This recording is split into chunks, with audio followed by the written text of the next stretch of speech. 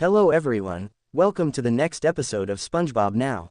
Today, I will be talking about spy buddies, boat smarts, and good ol' what's his name. First, I'm going to talk about spy buddies. Enjoy.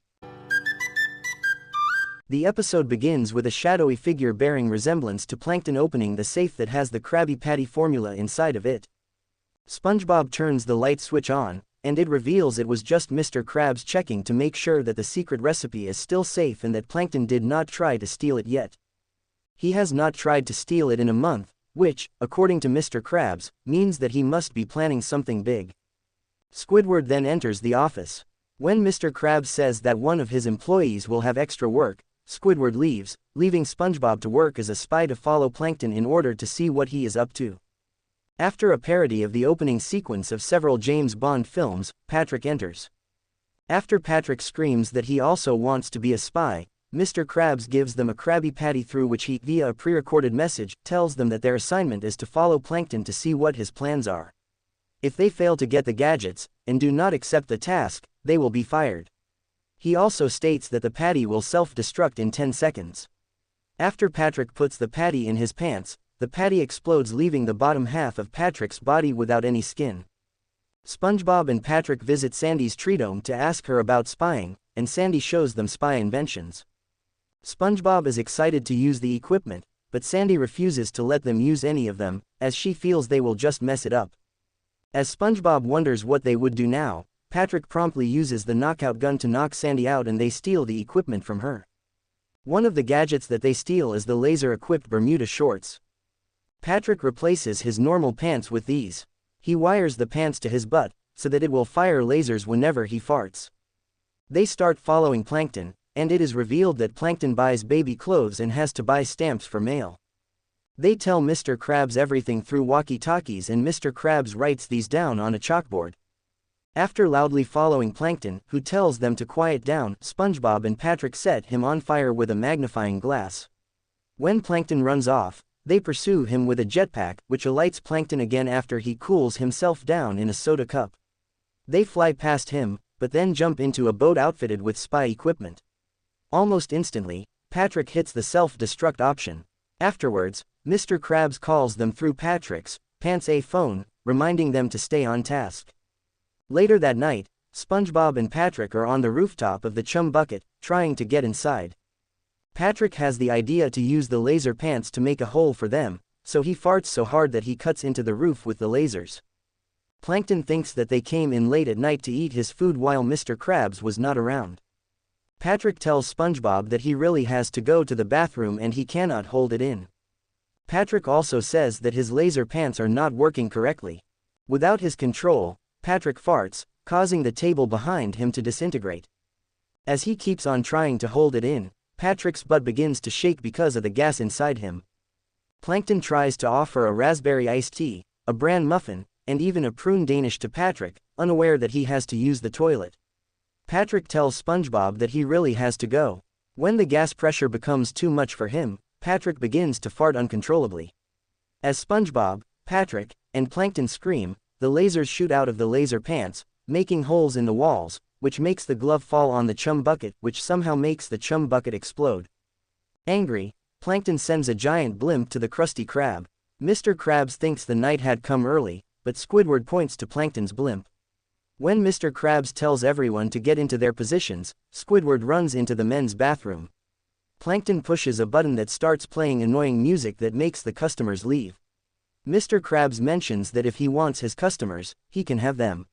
He sucks them into a giant cannon and shoots at the blimp using the customers and Squidward. Unluckily, the attempt fails, as the customers bounce off the blimp. SpongeBob tells Patrick that it is all up to them to save the Krusty Krab, but Patrick jumps off the blimp and accidentally lands in the cannon, which fires him right at the blimp, causing it to burst. The Krusty Krab blows up as well. Plankton, now with the secret formula in hand, laughs and states, "I win. I always win," but SpongeBob reminds him that he always loses. Plankton corrects SpongeBob that he always wins and reveals that it is Mr. Krabs in disguise. The other Mr. Krabs is revealed to be actually a robot controlled by Plankton. A confused SpongeBob then asks what's going on. Mr. Krabs explains that this all started the last time Plankton tried to steal the formula. Krabs was gloating about how he always wins. But Plankton retorts that trying to steal the formula isn't as easy as it looks. But Krabs doesn't believe him, saying that he can steal the formula on his first try. This results in Plankton and Krabs making a bet that if Mr. Krabs disguised himself as Plankton and can steal the Krabby Patty formula better than him, Plankton would pay him $1.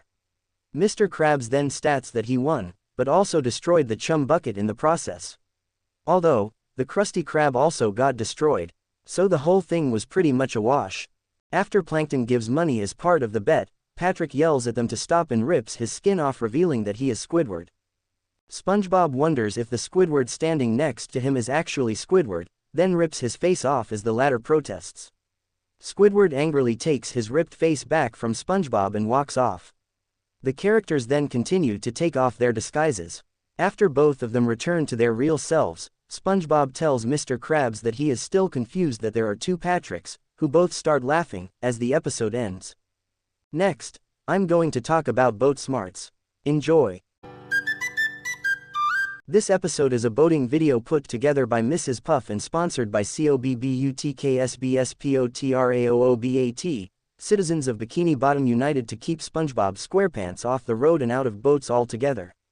As the episode begins, Mrs. Puff first introduces herself and discusses the good and bad drivers. Squidward is the one with the boat smarts, and SpongeBob is the one without it.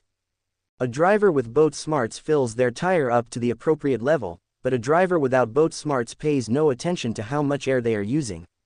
Squidward fills it up to the exact measurement, while SpongeBob pumps it up too much, making the boat tip over, crushing half of Squidward's boat and having the wheel pop right in front of his face. The next section is about buckling up. This shows Squidward in a boat mobile with his seatbelt in the proper manner. He then starts driving until he sees a Bikini Bottom traffic light and he stops.